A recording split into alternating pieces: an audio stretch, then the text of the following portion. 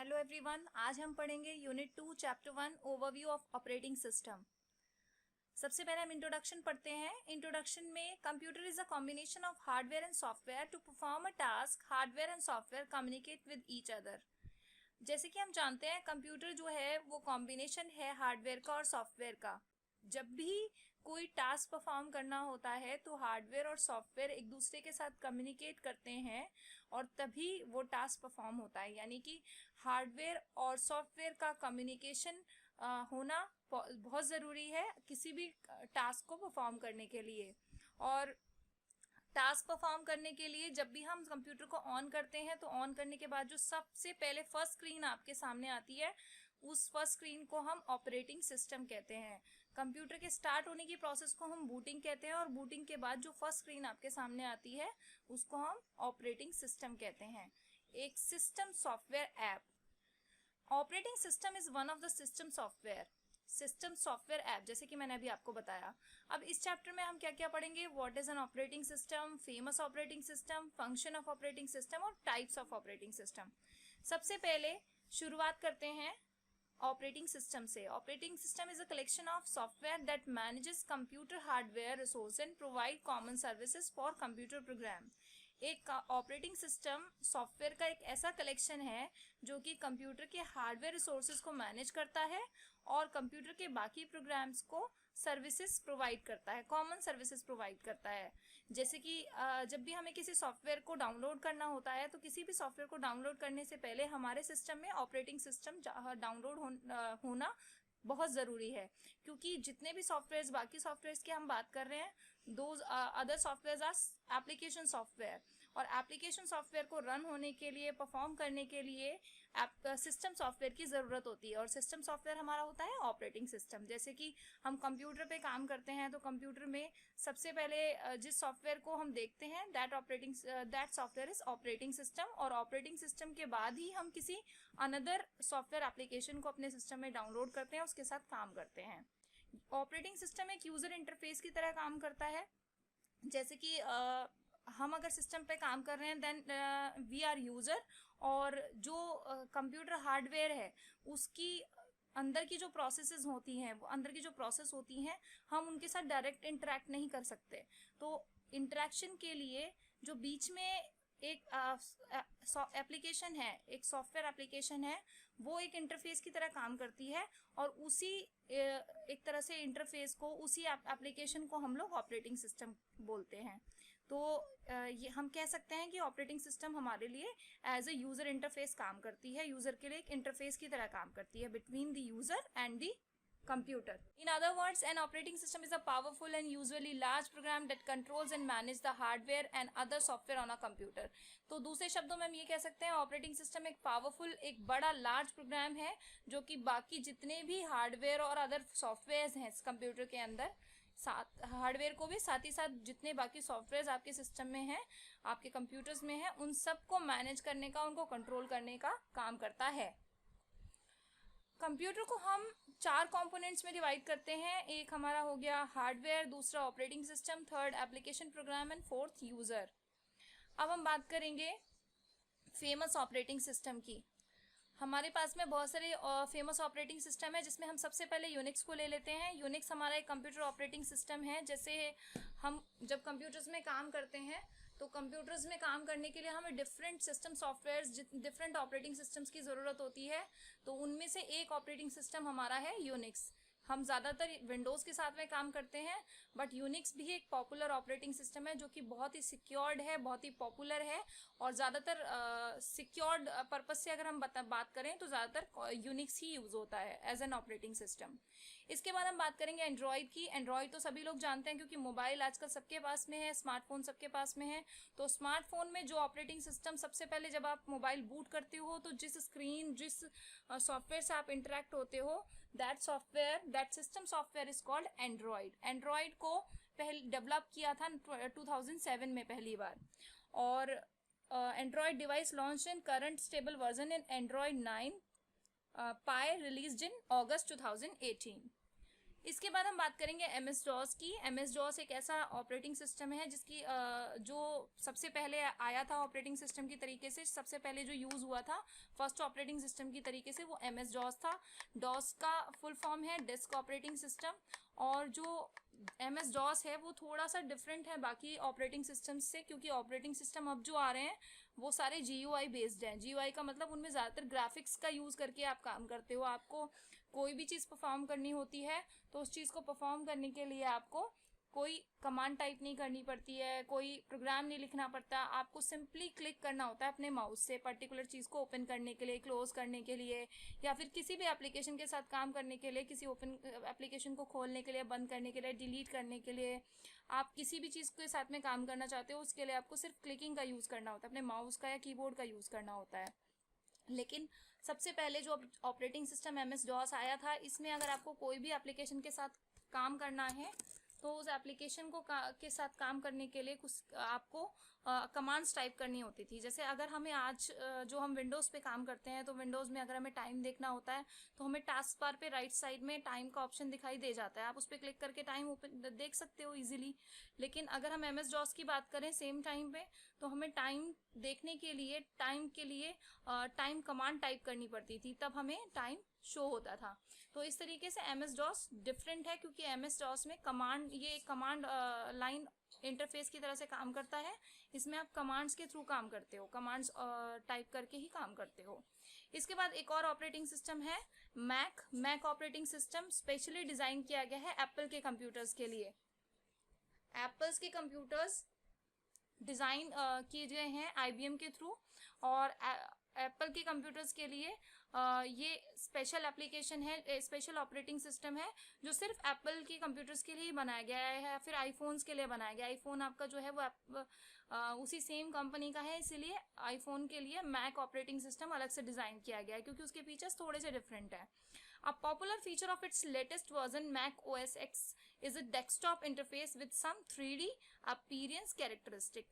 मतलब थोड़ा सा एक अलग जो है इसका पॉपुलर फीचर है, वो इसमें कुछ 3D अपीयरेंस है जो इसका पॉपुलर फीचर है मैक का।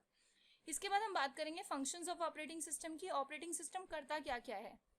देखिए, जितनी भी एप्लीकेशंस आपके सिस्टम में हैं, जिस भी सॉफ्टवेयर एप्लीकेशन के साथ आप काम करते हो, चाहे फिर वो एमएस वर्ड है, एक्सेल है, या फिर इस तरह की कोई भी एप्लीकेशन है, उस एप्लीकेशन को रन करने का काम ऑपरेटिंग सिस्टम करता है। प्रोवाइडिंग यूज़र इंटरफेस, जैसे मैंने अभी आपको बताया कि जब यूज़र कंप्यूटर के साथ इंटरेक्ट करता है तो कंप्यूटर के साथ में कंपैटिबल यूज़र नहीं होता अगर ऑपरेटिंग सिस्टम नहीं होता, क्योंकि ऑपरेटिंग सिस्टम एक तरह से यूज़र इंटरफेस बीच में इंटरफेस की तरह काम करता है कंप्यूटर के और यूज़र के, जो यूज़र कंप्यूटर को यूज़ कर रहा होता है उसके। इसके बाद memory and file storage management. आप जितनी भी फाइल्स अपनी सेव करते हो कंप्यूटर्स में, या फिर वो किस लोकेशन में सेव होनी है, किस ऑर्डर वाइज सेव होनी है, किस नाम से सेव होनी है, उस सेव होने के बाद में उसकी लोकेशन किस तरीके से रहेगी, ऑक्यूपाई कहाँ पे करेगा, तो वो सारी मैनेजमेंट जो है उस सब की मैनेजमेंट ऑपरेटिंग सिस्टम करता है। Controlling input output device, input और आउटपुट डिवाइसेस को कंट्रोल करने का काम।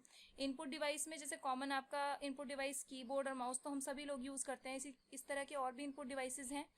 और आउटपुट डिवाइस में जो कॉमन इनपुट डिवाइस है दैट इज़ मॉनिटर, या फिर एलईडी, एलसीडी, ये सारी स्क्रीन जो है ये सब आउटपुट डिवाइस हैं। तो इन सबको कंट्रोल करने का काम, या फिर इस तरह के और कोई भी आउटपुट इनपुट डिवाइस हैं, जैसे प्रिंटर हो गया आउटपुट डिवाइस आपका, स्कैनर हो गया इनपुट डिवाइस आपका, इन सबको कंट्रोल करने का काम भी ऑपरेटिंग सिस्टम करता है।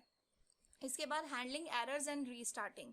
जब भी कोई एक्सेप्शन क्रिएट होता है, कोई एरर आती है, उस एरर को हैंडल करना, उसके लिए मैसेज जनरेट करना कि ये एरर है, तो वो सब काम ऑपरेटिंग सिस्टम का होता है। जैसे आप कोई चीज़ गलत प्रेस कर देते हो तो उसके बाद में जो डायलॉग बॉक्स में एरर मैसेज आपको शो होता है, वो जो मैसेज शो होता है because of operating system show होता है। इसके बाद में अगर आप अपने ऑपरेटिंग सिस्टम को किसी वजह से शट डाउन कर रहे हो, शट डाउन करने के बाद रीस्टार्टिंग की जो प्रोसेस है वो सारी process because of operating system होती है एरर ऑकर होने के बाद में।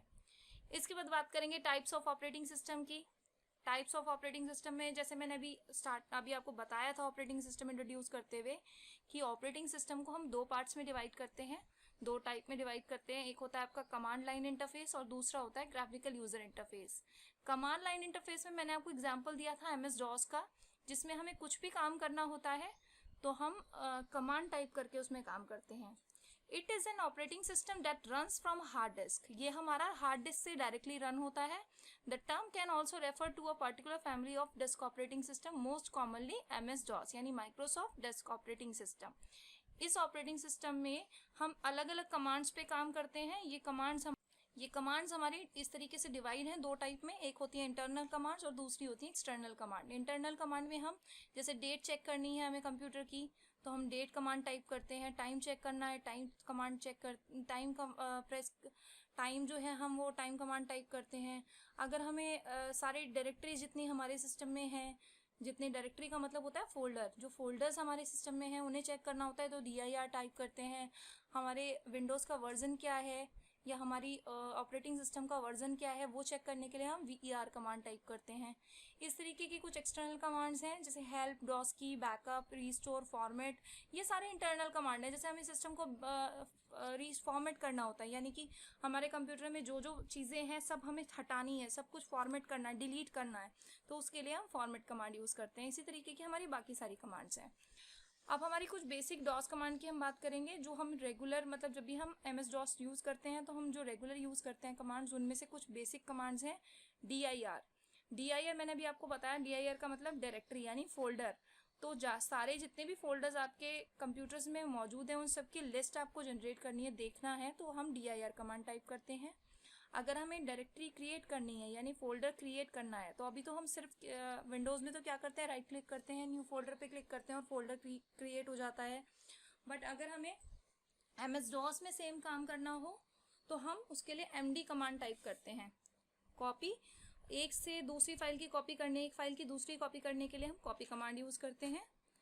DEL हम यूज़ करते हैं किसी पर्टिकुलर फाइल को डिलीट करने के लिए डिस्क ड्राइव से, और टाइम हम यूज़ करते हैं डिस्प्ले करने के लिए, सिस्टम का टाइम या सेट करने के लिए। तो इस तरीके की कुछ बेसिक कमांड्स हैं। अब हम बात करेंगे विंडोज़ की। मैंने आपको दो टाइप बताए थे ऑपरेटिंग सिस्टम के, एक होता है कमांड लाइन इंटरफेस जिसके बारे में अभी मैंने आपको बताया, और अब हम बात करेंगे GUI बेस्ड ऑपरेटिंग सिस्टम की, यानी ग्राफिकल यूज़र इंटरफेस, जो हम ज़्यादातर अब यूज़ करते हैं। अब जो हम कंप्यूटर्स में ऑपरेटिंग सिस्टम यूज़ करते हैं उनमें से मोस्ट कॉमन ऑपरेटिंग सिस्टम है विंडोज़। और क्यों यूज़ करते हैं विंडोज़ को ज़्यादातर, क्योंकि विंडोज़ एक यूज़र फ्रेंडली ऑपरेटिंग सिस्टम है और विंडोज़ में सारी चीज़ें GUI बेस्ड होती हैं, ग्राफिक्स बेस्ड होती हैं। आपको किसी भी चीज़ को करने के लिए टाइम देखना है, डेट देखनी है, कोई फोल्डर क्रिएट करना है, कोई फोल्डर डिलीट करना है, तो किसी के लिए कोई कमांड टाइप नहीं करनी पड़ती है। सबके लिए आपको सिर्फ क्लिकिंग करनी पड़ती है, पिक्चर्स पे क्लिक करना पड़ता है, ग्राफिक्स पे क्लिक करना पड़ता है, आइकन्स पे क्लिक करना पड़ता है और आपकी वो चीज़ एग्जीक्यूट हो जाती है। तो ये सबसे बड़ा फ़ायदा है विंडोज़ को यूज़ करने का, क्योंकि ह्यूमन की एक नेचर होती है कि उसको चीज़ें ग्राफिक्स की फॉर्म में ज़्यादा अच्छे से समझ में आती हैं बजाय टेक्स्ट के फॉर्म के। क्योंकि जब भी अगर मैं भी आपको कोई चीज़ इमेजिन करने के लिए बोलूँ कि आप ये चीज़ इमेजिन करो, आप डॉग इमेजिन करो, तो आप डॉग की स्पेलिंग को इमेजिन नहीं करोगे, आप उसके पिक्चर को इमेजिन करोगे। तो इसीलिए इसी चीज़ को ध्यान में रखते हुए जो हमारा ऑपरेटिंग सिस्टम है विंडोज़, इसको डिज़ाइन किया गया, ग्राफिक्स बेस्ड है ये, इसी तरीके से हम कह सकते हैं ये ग्राफिक बेस्ड है। इसके बाद हम बात करेंगे डिफरेंट वर्जन्स ऑफ विंडोज़ की। विंडोज़ के डिफरेंट वर्जन्स कौन कौन से हैं। सबसे पहले जो विंडोज़ का पहला वर्जन आया था दैट इज़ विंडो 9X, वो कुछ इस तरीके से दिखाई देता था, ये अपीयरेंस है विंडो 9X का। उसके बाद हमारा सेकेंड जो है विंडो XP, ये जो नेक्स्ट आया विंडो का वर्जन ये विंडो XP है, जो हमने अपने टाइम पे यूज़ किया था। जब हम अपने टाइम पे पढ़ते थे तो हमने विंडो XP पे काम किया था, तो ये विंडो XP है, बहुत ही कंफर्टेबल यूज़र फ्रेंडली आपका ऑपरेटिंग सिस्टम था ये। इसके बाद विंडो विस्टा आया, थोड़ा सा अपीयरेंस में चेंज आया, फंक्शंस कुछ डिफरेंट आ गए, अपडेट हो गया कुछ, और नया एक वर्जन आया विंडो का विस्टा, ये विस्टा का वर्जन आप देख रहे हो यहाँ पे। इसके बाद जो नेक्स्ट आया वो मोस्ट पॉपुलर जिसको हम अब भी यूज़ कर रहे हैं, विंडो 7, ये हमारा विंडो 7 का वर्जन है। ये विंडोज़ का वर्जन था विंडो 7 जो कि बहुत पॉपुलर हुआ, सबसे ज़्यादा यूज़ हुआ। इसके बाद ये हमारा विंडो 8 आया, उसके बाद विंडो 8 भी काफ़ी अच्छा चली है। विंडो 8 के बाद विंडो 8 में कुछ अपडेशंस किए गए, कुछ चीज़ें एडिशनल डाली गई और विंडो 8.1 आया यहाँ पे। विंडो 8.1 और विंडो 8 में आप डिफरेंस देख रहे हो, इंटरफेस ही डिफरेंट है थोड़ा सा। उसके बाद आया विंडो 10 जो हम अब यूज़ कर रहे हैं, रिसेंटली हम जो यूज़ कर रहे हैं विंडोज़ का वर्जन दैट इज़ विंडो 10। बहुत फ्रीक्वेंटली यूज़ हो रहा है, बहुत काफ़ी पॉपुलर है। ज़्यादातर अभी भी हम विंडोज 7 और विंडो 10 पे ही काम कर रहे हैं। ये सबसे ज़्यादा पॉपुलर आपके विंडोज़ के वर्जन्स हैं। अब हम बात करेंगे best features of Windows operating system की। जो सबसे अच्छे फीचर्स हैं विंडोज़ ऑपरेटिंग सिस्टम के वो क्या हैं? एक तो हाई स्पीड है विंडोज़ के ऑपरेटिंग सिस्टम, दूसरा कंपैटिबल है, तीसरा सर्च एंड ऑर्गेनाइजेशन बेटर तरीके से होती है, और चौथा लोअर हार्डवेयर रिक्वायरमेंट्स। हार्डवेयर की कोई रिक्वायरमेंट्स बहुत ज़्यादा अच्छी नहीं, मतलब बहुत ज़्यादा हैवी नहीं चाहिए, बहुत लोअर हार्डवेयर रिक्वायरमेंट्स पे आप काम कर सकते हो। बहुत कम रैम हो, हार्ड डिस्क हो, तो भी आप इसको इंस्टॉल कर सकते हो अपने सिस्टम में। सेफ है, सिक्योर्ड है। तो ये इसके कुछ फीचर्स हैं जिसकी वजह से सबसे ज़्यादा पॉपुलर विंडोज़ के ऑपरेटिंग सिस्टम है। इसके बाद हमारी ये जो एक्सरसाइज है, ये जो हमारा रिवाइज और मैटर है, इसमें शॉर्ट में कुछ सारी चीज़ों को बताया गया है जो इस पूरे चैप्टर में थी, तो ये आप ध्यान से पढ़ लेंगे। और इसके बाद हमारी जो ये एक्सरसाइज है, ये जो हमारी एक्सरसाइज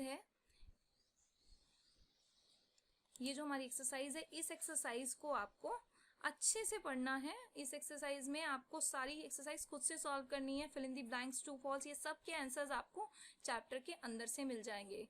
वेरी शॉर्ट आंसर्स और शॉर्ट आंसर्स के आंसर्स भी आपको इसी में से मिल जाएंगे, ये आपको खुद से करने हैं। Okay, thank you very much.